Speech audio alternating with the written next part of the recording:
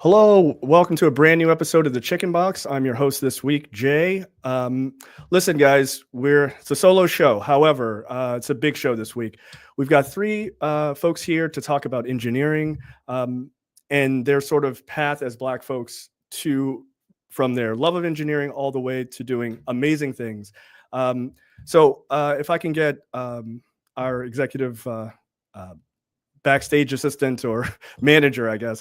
If we can bring up Dr. Charles Johnson-Bey, Dr. Bisi Bell, and David Lee Jr. Good afternoon to the three of you.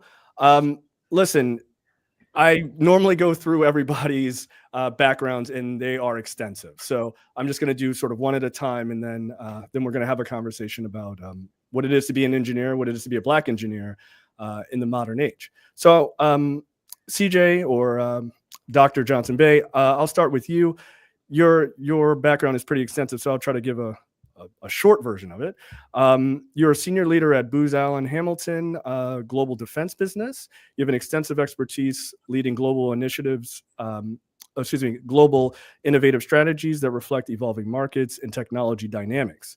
You have more than 25 years of engineering experience that spans academia, defense, and commercial industries. And by the way, that is way too short to describe your background. So I apologize if I'm not doing you full justice. Professor Bisi Bell, let me pull up yours, equally as long. So you should guys do more research on these people if you have like an hour to read it. Dr. Bell is a Johnson C. Malone Associate Professor of Electrical and Computer Engineering, also in Biomedical Engineering and Computer Science at Johns Hopkins. Dr. Bell earned her bachelor's degree in Mechanical Engineering and a Biomedical Engineering minor from Massachusetts Institute of Technology, or MIT, if many people know it. She received her PhD degree in biomedical engineering from Duke University, conducted research abroad as a Whitaker International Fellow at the Institute of Cancer Research and Royal Marsden Hospital in the United Kingdom. You're also a new winner of the Waterman Award, which we'll talk about a little bit later. And again, this is just the tip of the iceberg of everything that is on your resume. So it's pretty impressive. And then David Lee Jr., who has a bachelor's degree in industrial engineering from Georgia Tech, with a concentration in data analytics, with data analytics, supply chain, and operations research experience. David, welcome as well. Okay. All right. So let's get into it. Like this, there is so much to talk about. STEM is a big thing, and STEAM also, right? Which is science, technology, engineering, and mathematics. There's such a big push in education for more STEM jobs. And it's very interesting that it is being pushed, but I don't think a lot of people have seen people who look like us sort of at the forefront of all of this. So I wanted to talk to the three of you of what it has been like for your journey. Where did your passion start in engineering? Did it start in engineering, or did it sort of morph into that, and where you are now? So I'll start with you, Dr. Charles. Oh, thank you. So first off, it's certainly my pleasure to be here, and thanks for having us on today. So my passion for engineering started off when I was young, like 9 years old. I knew that this was something I wanted to do. My dad is a chemical engineer, went to MIT in the 70s, well, late 60s, finished in 72. I followed my big sister, Terry, to Poly in Baltimore, which is all engineering. And we never lost a city. I'm just going to put that plug in there for all the Baltimore people. Also Poly grad. So there you go. There you go. So followed there, and then I just kept going. I went to Johns Hopkins right after Poly, and then on for a bachelor's in electrical computer engineering, and then went on to University of Delaware. So, and then it started from there. Certainly, I would say one of the early things, I've said this a lot, is that I remember the summer before I went to Poly, my sister had me doing math problems during the summer all day. Nice. One, because she didn't want me to embarrass her when I got to high school. And then there you go. So I love I love working on challenging problems. I had a really good chemistry teacher at Poly, Mr. Russell, who wouldn't let us use calculators for any of the chemistry problems, all that. So that just helped sharpen my math skills. And I always say that double E, electrical engineering, is all about math. So that really got me my start. Excellent. Same question to you, Professor Bell.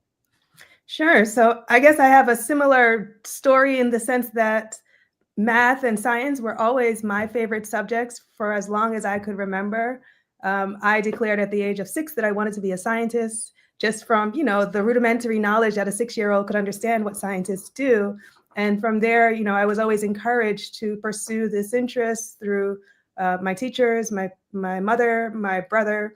All saw the interest and aptitude and my inclination toward these subjects. And then when I was in high school, so I went to a specialized high school in Brooklyn, New York, Brooklyn Technical High School, where I learned more about the intricacies of science and math, and also learned that I can combine them to create this other discipline, or they are combined to create this new discipline to me at the time called engineering.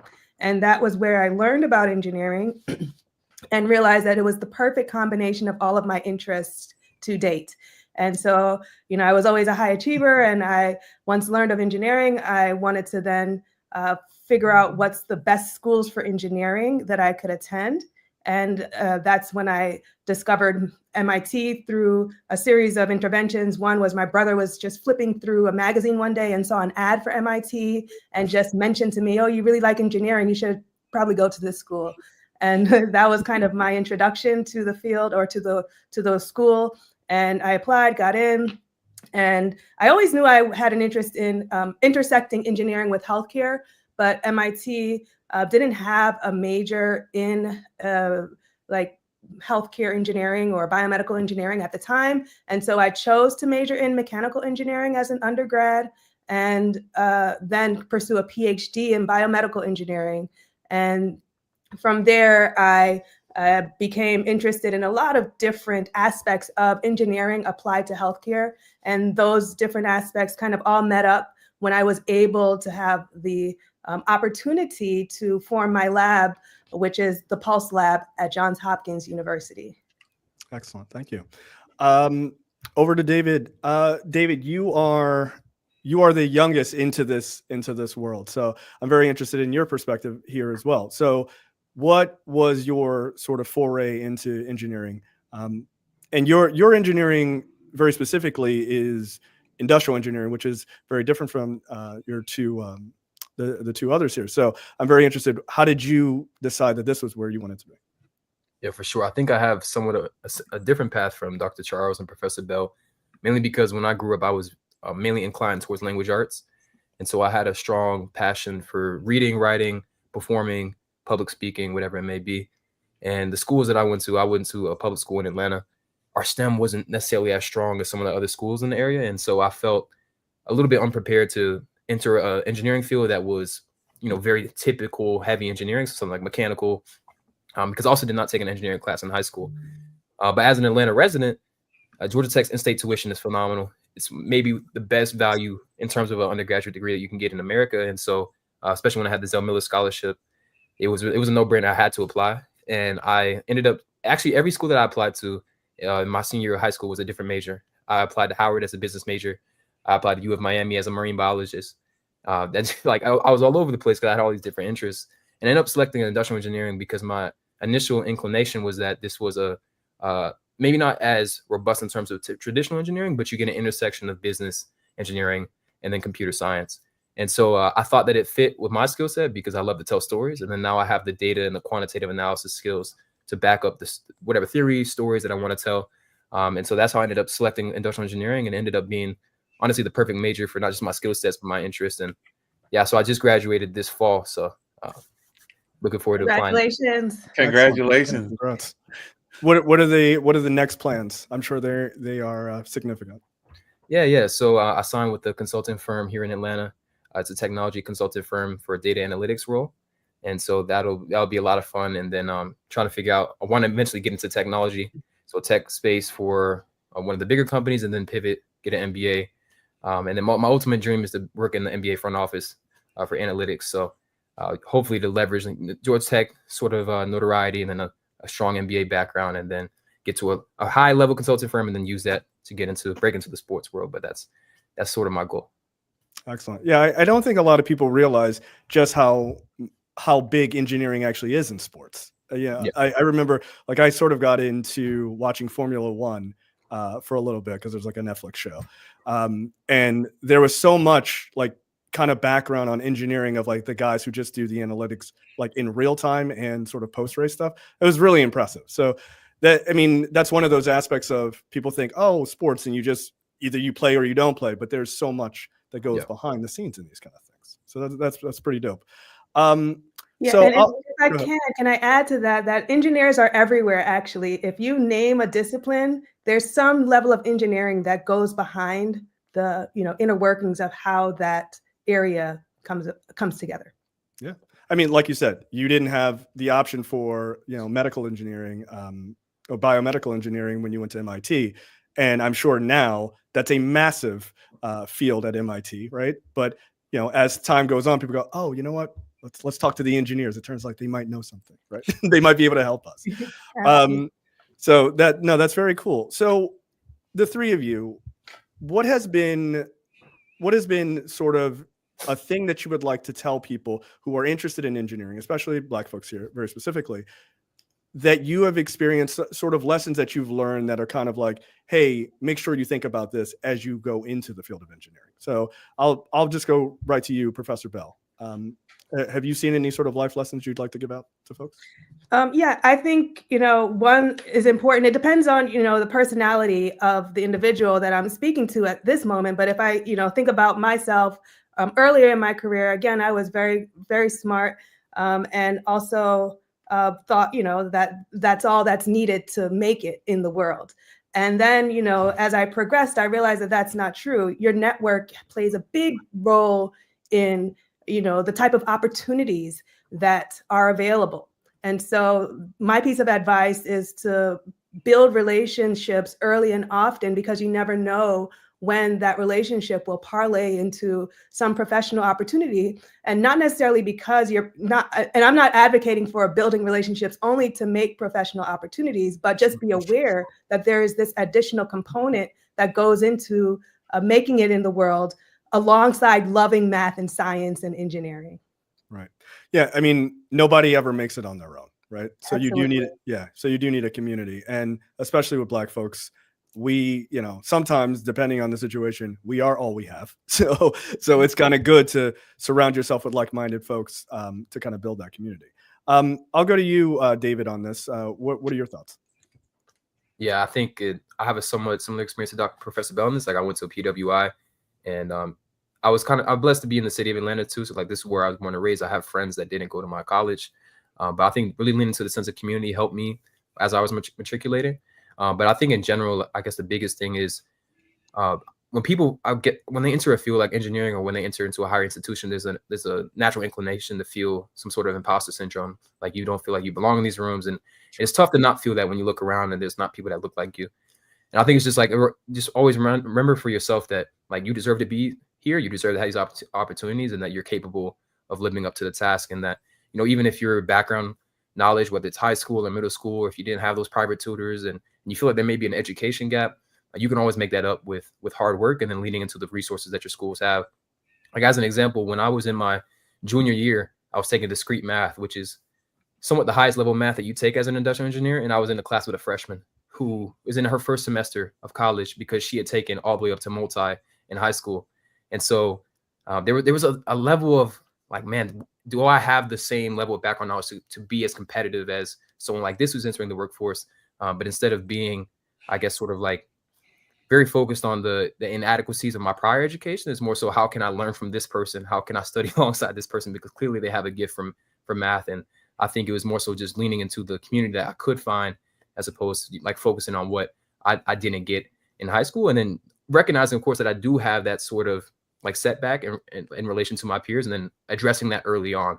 So like during the summers or early on in a course, making sure I'm very invested with my TAs, my professors, so I have the background knowledge that I need. And so I think it's just really investing in yourself and believing in yourself, because you deserve those opportunities, whether you see people around you who look like you or not. Okay, that's fair. Dr. Charles, what are your thoughts on this? Well, first I want to say how impressed I am with David. I want to say that, just put that out there for the record. So good. I really enjoyed your answers. I can't agree more about the early on thinking that, okay, as long as I'm smart, it's going to be fine. Like, I'm going to be where I'm going to be. People are, everything's just going to happen because I'm a smart person. But that's not true. Two, there's no utopia. The other thing is, once I get my PhD, the golden gates are going to open up and somebody's going to hand me $1 million check right when I get on the other side of the stage. Yeah, that doesn't happen either. Though I think Bisi got a big $1 million check, but we'll talk about that. All right. We'll talk about that later. But I do think it is about networking. I think one of my strongest advice for all of us, particularly younger people, though, is to connect with one another, because it is good to work with your friends and people that you like. I mean, this isn't Bisi and I first time on a panel doing things like this. I mean, we're friends. We get along. We do a lot of stuff. We're in similar circles. So it's good to see her and good to have her around.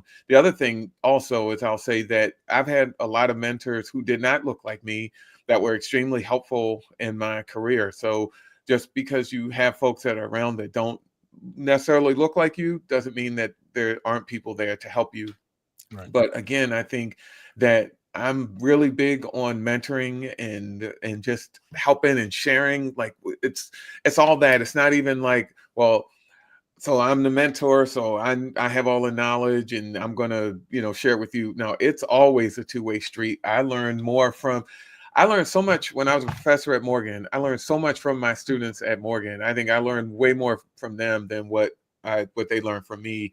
It's always a two-way street. So networking, I can't stress enough. I'll echo what David said about being deserving. One of the things that Michelle Obama talked about was, like, she was in those rooms, in the highest rooms, and she said, all of you have what it takes to get there. It's not anything special of folks sitting at that table. They're just at that table. And I will tell you, coming from East Baltimore, I'm here, pressing this envelope along with my friends like Bisi and others, and anybody listening can do the same thing. Okay. Now, speaking of that, you mentioned about sort of mentoring. You're a co-principal investigator at the National Science Foundation funded Engineer Research Visioning Alliance, or ERVA.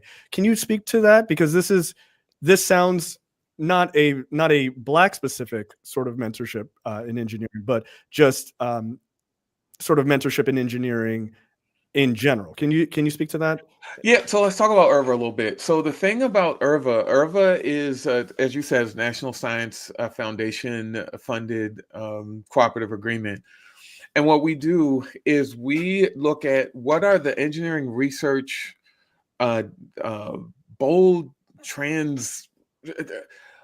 research that will transform the United States, right? Where does the United States need to focus? How do we maintain our edge, our technological edge, all of that? And so we end up convening about 40 to 50 people around a given topic. And that topic goes anywhere from climate change was our first one. Unhackable infrastructure was our second one. I led one on democratizing manufacturing. We just had one on women's health, which you would be surprised how little engineering research has gone into understanding women's health. When we were putting that together, I actually got help from another Hopkins alum at NIH to help put that together. Black woman doing her thing at NIH, and I'm getting ready to do one at the end of this month on neurodiversity, and so neurodiverse in the workforce. So 1 in 5 folks are categorized as neurodiverse. Those people have ideas, all that, and we need the ideas of all the kids in all the playgrounds in the United States to help us get to where we're trying to go. And so what IRVA does is we are purposeful on being diverse with those 50 folks that we bring in, whether they've been in the field for a long time or short time, early in their career, not we're diverse on many different slices, and that's really helped us be able to get these ideas out, and these ideas get to, presented to Congress and get widely dispersed. And I think that is the primary reason for that, for IRVA. But the fact remains is, one, you build your network, and two, you find folks that you can talk to, that you can help, that can help you, and you just grow that. And that helps me in particular be able to, when I need. So I know some of the leaders in the United States in all these different areas, and that's how I can get mentorship, how I can help others who might need someone. So if you're in manufacturing, you need someone to talk to, I can help make that connection for you. Excellent. I'm actually gonna introduce Dr. Draper here. She just popped on. So Dr. Draper, welcome. We are talking to three people with massive resumes. I don't know if we have time to go through all of them quickly, but it has been a very interesting conversation so far about sort of what it is to be a Black engineer in the modern era and what that takes, and sort of, we haven't talked about pitfalls yet. So far, we've been doing like very good. But what it is to kind of deal with taking this passion and bringing this into a really impressive career. So I didn't know if you had any questions right away. I don't have any questions right away. Just good afternoon to everyone. Thank you for being with us. I know a couple of things about engineering. Number one, they're brilliant.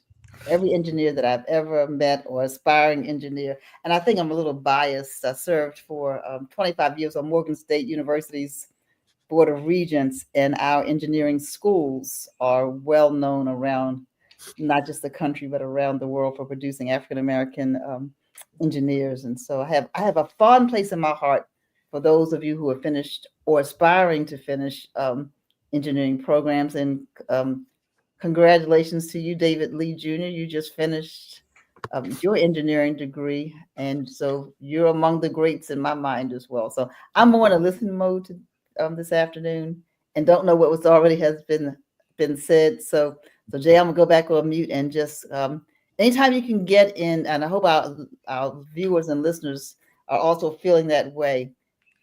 Anytime you can get into the company of people like Dr. Johnson-Bey and Professor Bell and David Lee Jr., and there's so many others that are in this field or entering this field, and you all may have talked about it. There's so many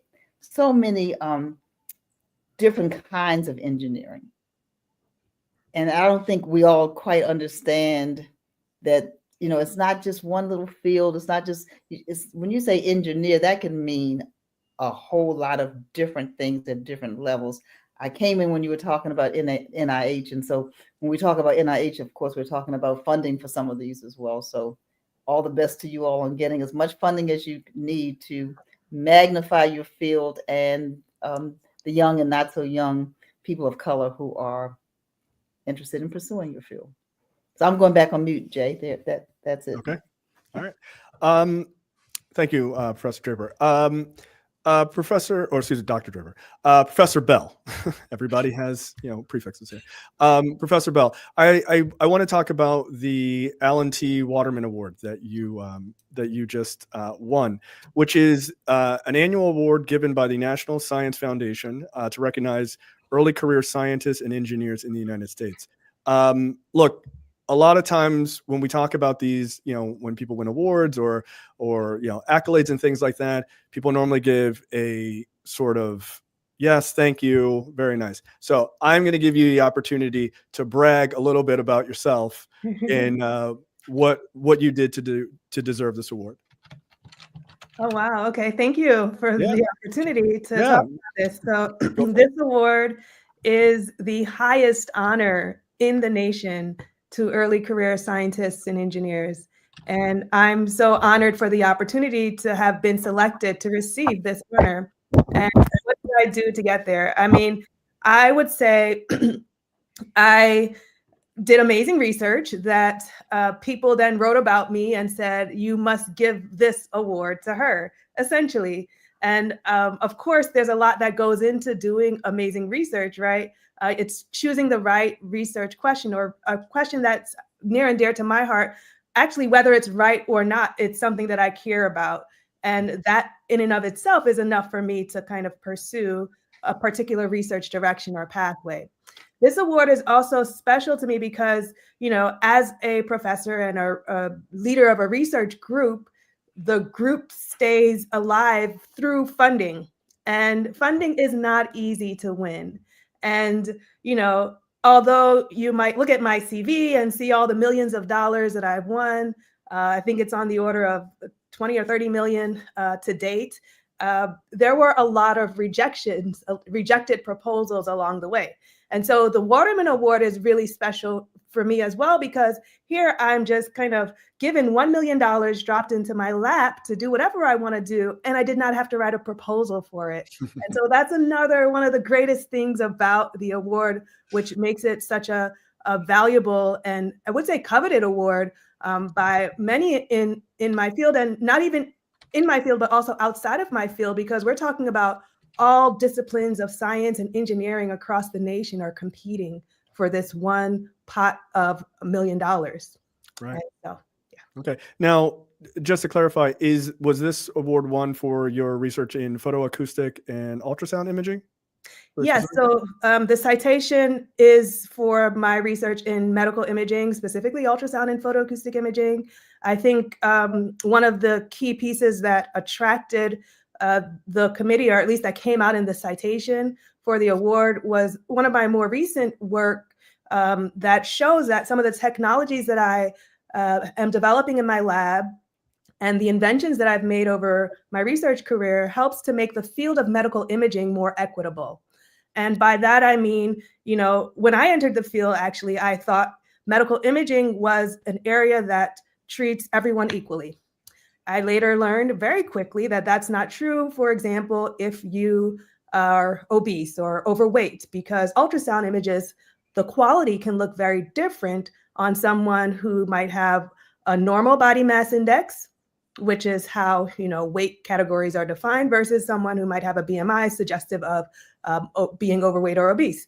The same is true for women who may get to the clinic for a diagnosis of a suspicious mass in their breast. And what happens with the medical imaging technology is that it doesn't work as well if the breast tissue is dense. And so women with dense breast tissue are, I would say, underserved in the medical imaging world. And more recently, I've shown that this type of inequity exists for people like us with darker skin tones. Right. And so if you're developing any light-based technology, the light needs to penetrate through skin in order to be effective at diagnosing a disease. And when melanin exists in the skin, melanin acts as an optical absorber that actually prevents light from penetrating deeper into the body to make the diagnosis. And so my work has shown that we can apply some of the same technologies that I've developed to make ultrasound imaging more equitable for overweight and obese patients, to make ultrasound imaging more equitable for women with dense breast tissue, also apply to make the photoacoustic technology, which is ultrasound combined with a laser, more equitable for patients with darker skin tones. Okay. Amazing. Now, it's interesting because as you were saying this, I was quickly Googling to make sure I said the right thing here. Yeah, back in 2022, there was a whole thing. The FDA came out with the, if anybody remembers or has seen the little thing they put on your finger to check your blood oxygen level, right? The pulse oximeters. Yep. And those don't apparently work as well for folks with darker skin. So this research is unbelievably important. I'm sure a lot of people heard what you said and said, okay, a lot of this is kind of perhaps going over my head. But that is something that a lot of people have seen and have used, or seen, you know, a parent use, or, you know, some elderly family member. So understand that your research is literally, in some ways, could be life or death, right? If you get an incorrect reading, oh, your blood oxygen is totally fine. And meanwhile, you're at 85% or something like that, right? Absolutely. So it's exactly right. And, light-based technology during the COVID pandemic, you had basically people who were not aware, or even users, the doctors were not aware that there was this issue. So this is also one aspect of the importance of the work, just to raise awareness so that you can question, did you check for my skin tone when you're getting treated? Because essentially what ends up happening is, as you said, you have patients who are essentially being told they're fine and then ultimately being sent home to die because they're actually not fine, because the technology was not calibrated for a particular skin tone. Now, I have to ask you, besides being a woman of color, obviously, was there a specific moment that you were like, this is something that needs to be researched? Did you have sort of a personal thing, or were you kind of just doing general research and you're like, hey, no one is talking about this? Like, how did that pull your focus so hard to that? Yeah, that's a great question. So it is something that I would say was always at the back of my mind, and it came to the forefront through a collaborator who actually approached me, a colleague in Brazil, who said, I have a student who wants to spend time in your lab, and we think your technique that you're developing, we know it can do this, this, and that. And we know this, and that is present in the presence of melanin and is more problematic in the presence of melanin. So we think there's an opportunity here. And that was a great kind of example of preparation meets opportunity, because it's something I'd always been thinking about. And now here's the opportunity where a student wants to work on it. There's data available because at that time in my lab, we did not have patient data to validate. Even if I had the idea, we didn't have the data. So here I have a collaborator who has a student who wants to work on it, wants to spend time in my lab, and is bringing data along to kind of lay out the groundwork and investigate this problem. And so that was a moment, I would say, of serendipity, where all of the right elements came together at the right time and led to the work that I just explained. Excellent. Thank you very much. And Jay, if I could make a point that the thing I think that people should also get from this is that Bisi had her idea, like, this is what I want to do. She was doing things that she wanted to do, and she talked about in the Waterman Award, this is her idea, things that she wants to do. So I want people to understand that it's not like, oh, I got to go talk to this person to find out what I like, or talk to that person and find out what I'm interested in. You already know what you're interested in. And then the engineering just gives you the tools to help explore that. So if we look at engineering in a different way that says, oh, I'm going to get my engineering degree so I can do that. That says, oh, this is what I'm interested. This is what I want to do. And engineering will help give me the tools to do this. And you never know how far it's going to take you. Right. Like I said, not everybody gets that $1 million check walking off the thing, but I know somebody that has, and now we all do. And so, but it's about her self-interest that drove her in that direction, and she gets rewarded for it and recognized for it. And everybody can do that. Right. Absolutely. And I mean, it's interesting because that response, CJ, is the most engineering thing I've ever heard.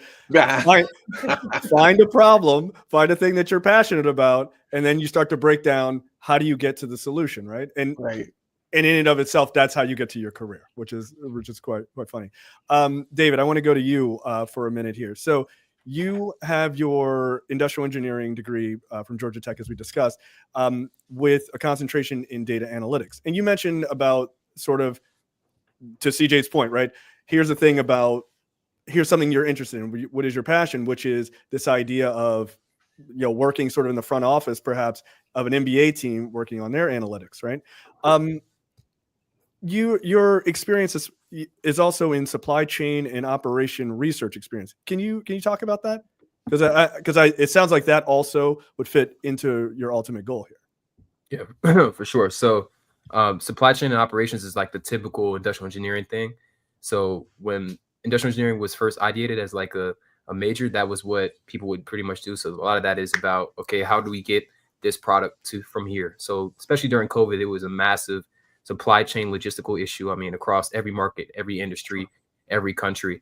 And so at the forefront of solving those issues were industrial engineers figuring out how they could better sort of allocate resources to, especially in the medical field. Where can we get PPE? Where can we get vaccines? How can we get them there quicker? How can we make sure they're safe? All these different things. So supply chain is a very diverse field because every industry needs an industrial engineer optimizing and continuously improving their supply chain. And operations kind of falls under that umbrella a little bit as well. And so I am open to that in general, but I think data analytics is a little bit more interesting to me because supply chain at the end of the day is all solving the same problem, where you might maybe a unique challenge, but at the end of the day, you're trying to figure out how can you get things faster, more efficiently, and safer. And I think data analytics sits at like a more, I guess, varied intersection of problem solving, where across industries, there's different types of insights you can pull from data. There's different types of data. There's different types of visualizations. There's different types of ways you can utilize data. And so that's why, at least from my opinion, I really like using data to tell stories. And so that's why I've ultimately decided to pursue that. But as Professor Bell has said, as Dr. Charles has said, I mean, engineering is everywhere. And I think industrial engineers in particular, with no shade to biomedical or anything like that, we're a little bit less specialized, which means that there's a lot of different ways that you can be used. And ultimately, like, why I really enjoyed this major, because there's so many different ways in the industries I can pivot into. So that's kind of like why I've sort of settled on data analytics. Excellent. I mean, to be able to have your hands in anything, or, you know, can kind of go anywhere is a huge benefit. I mean, I used to work for NIH for quite some time. So dealing with a lot of engineers over the years and sort of, you know, especially data analytic folks, it's interesting to watch them sometimes get picked from one lab to another. And it's like, you guys aren't even doing remotely the same thing, but you need someone who is so good at using R or something like that to do data analytics, whether it's sort of soft science kind of research, or whether it's, you know, being pulled into sort of lab, you know, more in the sort of bench science world. So I think that's a really good sort of plan to kind of give yourself as many bits of access as you can. I think that's great. I want to talk a little bit about CJ. I'd like to talk to you a little bit about your work with, you used to work for Lockheed with sort of cyber resources. I'm kind of interested in, or actually not even your time there. I apologize. While you're at Booz Allen right now, you're doing work with NAVWAR, which is the Naval Information Warfare Systems Command. Can you even talk about it? Is that okay? Give me some sort of vague thing, and then you have to, like, you know, throw a smoke pellet and get out of here. So what does that work entail exactly? So I'm a senior vice president at Booz Allen, and a partner at Booz Allen. So in that role, I have, you know, certainly firm-wide responsibilities. Booz Allen's about a $10 billion business, and we're looking to, you know, to grow and double, and plus, and we're doing pretty decent. And but then I got right, and I got another. Actually, the reason why I left Lockheed is because Booz Allen is looking to increase its technology. Right. So it's one thing about consulting and helping. And we're 110 years young last year doing that. Now we're looking at supplying additional technology. So that includes software, things like AI. We're the number one provider of AI to the federal government. And what I'm here is to help us sort of deliver things that you can hit with a hammer. Right. Okay, so nouns. So how do we build things? And so this job is extremely fun. And then the other thing, particularly to the Naval Warfare Centers, is we do things like, I got to think, because we use so many acronyms. I don't want to say the acronym because we use them like nouns, right? So we use them every day. So we'll do that. So we do things like, we certainly do cyber work. We do modeling and simulations. It's, you know, a thing called, you know, digital twins, where you can have a model of something real, you know, within a computer that you can simulate and see how those things are going. We also do a lot with communications, all that. The thing that I'm really into right now, and it's probably going to be the most geeky thing I say during this piece, is really looking at the electromagnetic spectrum effectively. How do we communicate across that spectrum?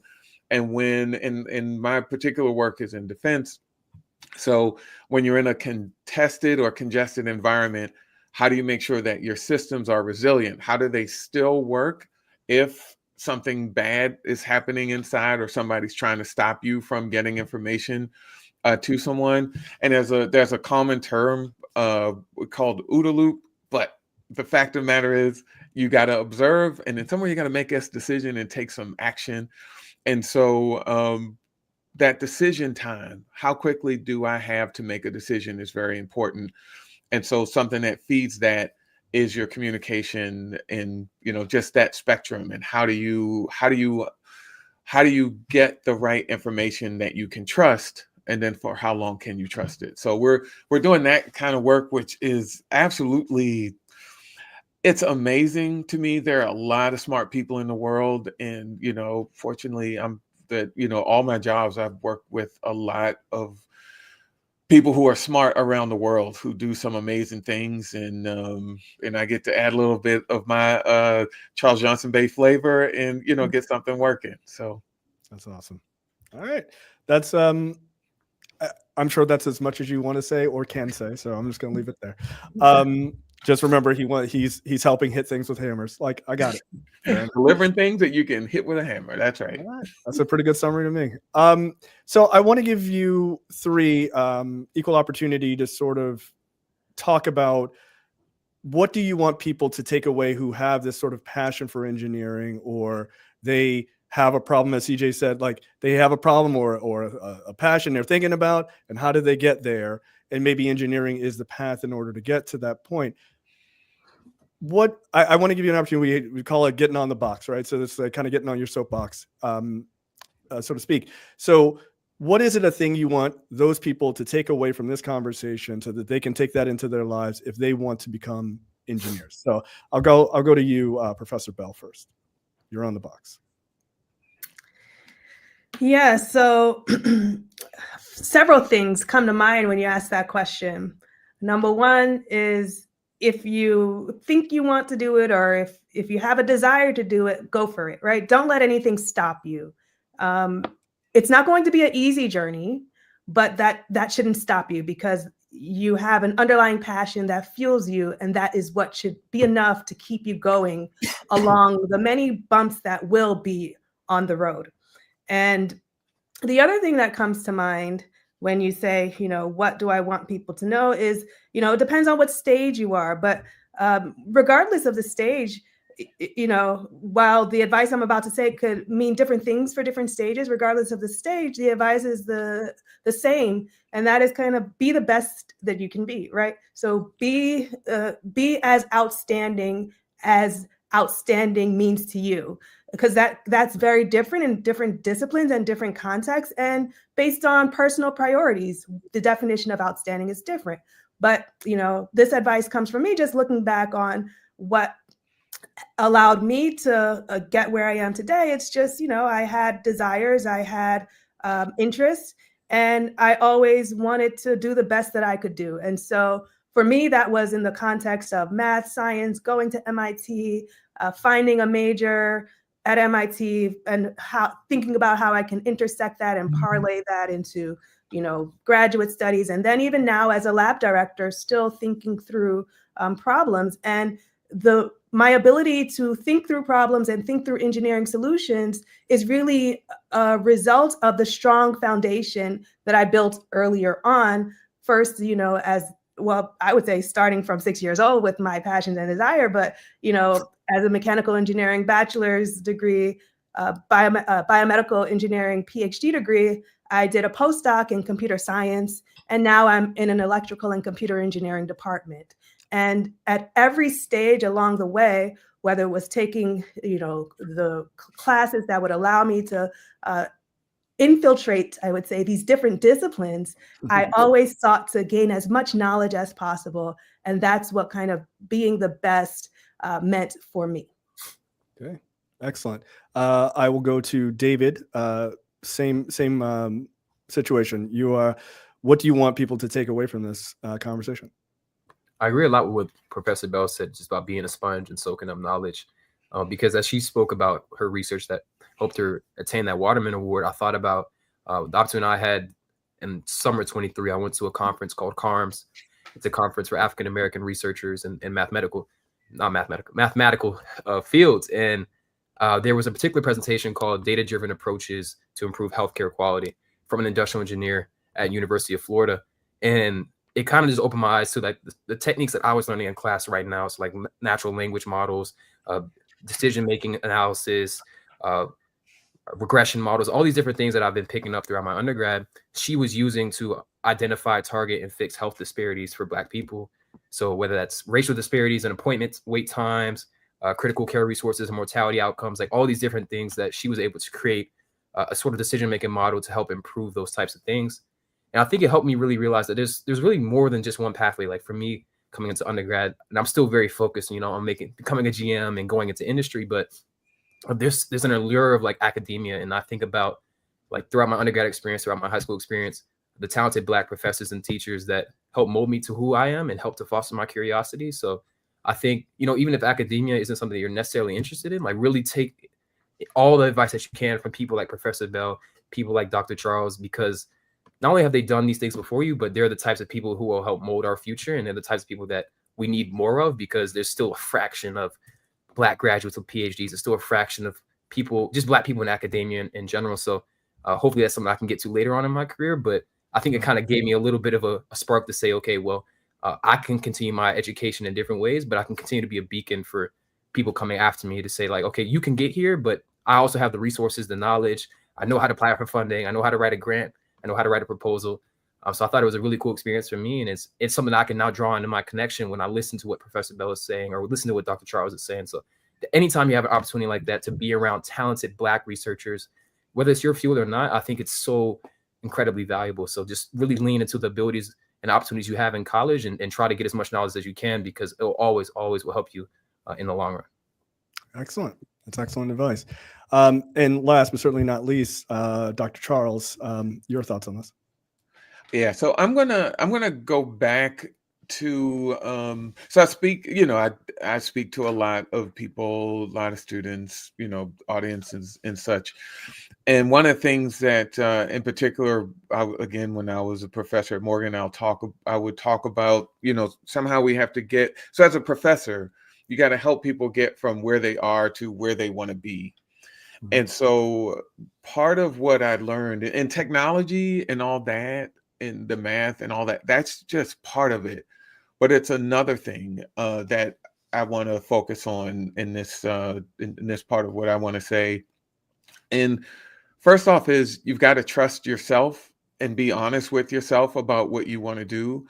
Sometimes I think people struggle sometimes. Well, I want to do something, but if I say it out loud, people might look at me different, or it doesn't sound as, sexy, doesn't sound like it's this, but this is the thing I'm interested in. I think certainly you have to be true to yourself and honest with yourself. I think that's where you are right now, wherever you are right now, if you're thinking about things, what is it that I really want to do? Write that down and put it in places where you can see it and start working towards it. The other thing that I will say is you got to look at your habits. And it might sound funny, but you have to look at your habits, because if you're not in a habit, so if this is what I want to be, but I don't have the habits to be that, then I have to change my habits. And a lot of times we'll think that if we're not aware of the things that we're doing and the habits that we have, then things will happen to us and we will call it fate. And it's not fate. It's we're not doing the things that we need to do. So we have to change our habits. So if you want to go in a direction and do what you want to do, trust and believe that, continually remind yourself of that, and then look at your habits. What am I doing that's day to day, every day, that's putting me a step in the right direction to where I want to go, and you're going to get there. I think that's one of the best pieces of advice I think that I can share with everybody today, and know that probably a lot of things that might separate a person from their aspirations are what they're doing day to day. Excellent. Thank you very much. Dr. Draper, would you like to, are you staying mute, or are you going to? No, I'll certainly have some closing remarks. Because when we get on the box for our guests, we can go on any topic, but I'm not going to go off topic. Like that's not my habit CJ. It's really having to stay on top of this as much as I can. But I do want to thank our guests for being on today. So many great things that each of you is doing, whether you're just starting out, like we call them, we got a DJ and a BC and a CJ, right? We got to get some initials, J. Jackson. Regardless of where you are on your I know. career. I need some quotes. Well, you're going to be JJ, it looks like. No, we're not going to do that Squared. one. No, we're good. Thank you. So regardless of where you are on your career path, I think what I heard from CJ is it doesn't matter where you start. It's really where you end and what you do in the middle to get there, right? Right. Let That's me right. do this as I'm talking about Dr. Johnson-Bey. We did an article back in August on afro.com. And so congratulations to your election to the National Academy of Engineering. That's Thank a you. very prestigious position. And the other thing that I'm really taking away from your story is that you don't have to stay where you start. Absolutely. And the same thing with you. You don't mind me calling you BC Professor Bell. The same thing with you. You found the passion first, and you identified the problem and the passion before you decided, it sounds like, on what the solution. And you too multifaceted. And so congratulations on the Waterman Award. That's huge. Thank you. And you very casually said, "Oh yeah, they dropped $1 million in my lap." Not a big deal. Anybody watching this, you want to drop $1 million in our lap, we'll take it. But and you all really are not. You're not late career. You're early, maybe mid, but not late, and so you have plenty of time. And DJ, you are really early in your career, but it sounds like, and I know you well, you really are focused and open, and you started to do some things. And you've been doing things like some of what you're doing now since you were very, very, very young. And so we say to older people, yeah, watch your habits, but we say that to younger people, develop the habits that are going to get you where you need to be, not just where you dream to be, but where you want to be. You can do that. And you are a great testament to how that's done. So all the best, because I know you're just starting out. Thank you, Dr. J. Yeah, you just finished your degree, what, last month? Yes, ma'am. All right, just last month. And I am sure Dr. Johnson-Bey and Professor Bell both have taken note of that, right? Because they're always on the lookout for talented, bright, driven young people with good habits. And so I just wanted to say that, and how much I've enjoyed this conversation. To those of you who are watching, I'd be remiss, our erstwhile co-host Impeccable is not with us today, but he would say, first of all, get yourself a subscription to the Afro. That's a habit. Be intentional. Go to afro.com for less than the cost, Jay. I hope I get this right, as Impeccable would say it. Less than the cost of 2 Uber Eats. Correct. You can get a subscription to the Afro. We have to learn how, and some of us have learned very well, how to support our own. And we too are very interested in engineering. Media is being re-engineered, de-engineered all over the place. And there's so many opportunities in media. But in order for us to take advantage of all of the AI and everything that's in our industry, we also need the support. And I think Impeccable would also say, call a senior. Don't text them. He would say, don't email them. Pick up the old-fashioned, which was a great piece of engineering, by the way, and call somebody. So I'm off the box, Jay Jackson. Excellent. Well, you got to say that this is the third oldest Black business. You got to say that now.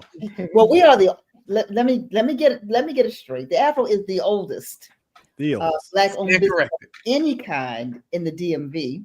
We're the third oldest Black-owned business of any kind in the United States, and we're the oldest family-owned Black media group, newspaper group in the country. So we make all of those distinctions. And Nielsen did a survey. It's a little old now, but they named us as the Black Media Authority. So there you have it. Thank you, sir. There you go. Okay, so lastly, I will say my piece here. So one, thank you to Dr. Charles Johnson-Bey, Professor Bisi Bell, and David Lee Jr. Thank you for coming on. We truly appreciate your time. It was an excellent conversation. So look, I am not qualified to talk about engineering in any fashion, anywhere close to the three of you, but I will just say this, because I like to quote people who know way more than me. There's a famous American engineer, James Kip Finch, who had a very simple and I think powerful quote: "The engineer has been and is a maker of history." So I think that is true to the conversation that we had. He does not specify in his quote what that engineer looks like, and I think that is important. So if you see yourself in the people on this panel, understand that you can be where they are. And I think the three of them would also say, and surpass them, right? With your passion for engineering, because there are always going to be new things that need to be solved, current things that could be better. I mean, that is just the nature of engineering. So there was a time where we thought, bikes were the fastest things we could ever get into, and look where we are now, right? So, and time, moves quite quickly. So there is nothing about yourself as a Black person, as a young person, as a woman, or anything else. There is nothing about you that can stop you from being a top-level engineer, and there seems to be plenty of space for as many thought processes in any types of engineering. Probably there's types of engineering we have not even begun to think about that will be new in 5-10 years. You never know. I mean, it seems like, quantum engineering has, while been around for a long time, is making massive leaps in the last maybe decade or so.